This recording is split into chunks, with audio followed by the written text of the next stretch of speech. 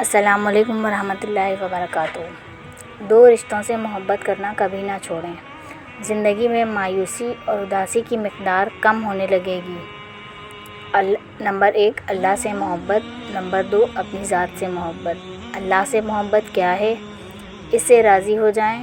اس نے جو دیا ہے اس پر راضی، اس نے جو لیا ہے اس پہ راضی، جو نہیں دے رہا ہے اس پہ راضی۔ اللہ کی محبت رضا کا دوسرا نام ہے۔ اس کے فیصلوں سے حکمت ڈھونڈیں، محرومی کی حکمت، نعمت کی حکمت، مطمئن ہو جائیں۔ وہ آپ کا برا کبھی نہیں چاہے گا۔ اپنی ذات سے محبت کیا ہے؟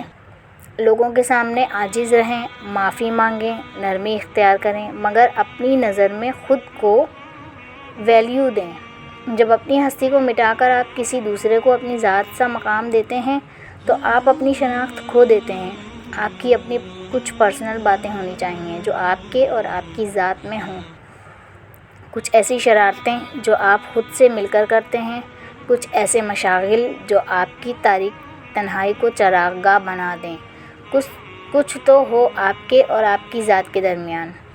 خود کلامی، خود سے ملنا، خود سے ملاقات کرنا، اپنے آپ سے کھیلنا، خود کو مذاق کرنا، اپنی تعریف کرنا، اپنی خامیاں دیکھنا، اپنی کامیابیاں دیکھنا، اپنی ناکامیوں سے سیکھنا، خود کو ڈانٹنا، خود کو گلے لگانا اور کبھی کبھی نادانیوں پہ خود کو تھپڑ مارنا۔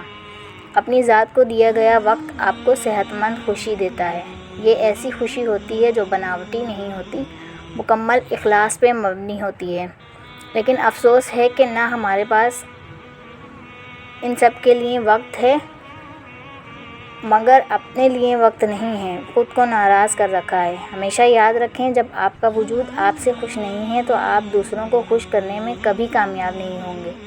آپ خود سے جتنے مطمئن ہوں گے آپ اتنے ہی پر اعتماد ہوں گے۔ آپ جتنے بھی پر اعتماد ہوں گے آپ کے احساسات اتنے ہی فریش ہوں گے، اور یہی تازگی آپ کی مسکراہٹ کی وجہ بنے گی۔ اللہ کی محبت یعنی رضا، یہ پہلا مرحلہ ہے۔ جو اللہ سے راضی نہ ہوا پھر اس کی اپنی ذات سے ملاقات ڈپریشن کے سوا کچھ نہیں ہوگی، کیونکہ وہ تنہائی میں احساس کمتری میں جائے گا، وہ شکوہ کے فیض میں چلا جائے گا۔ لیکن ترتیب نہیں بدلنی، اللہ سے ہو کر خود سے ملنا ہے، پھر سارے رشتے سنبھالنے آ جائیں گے۔ تو پھر تیار ہو جائیں۔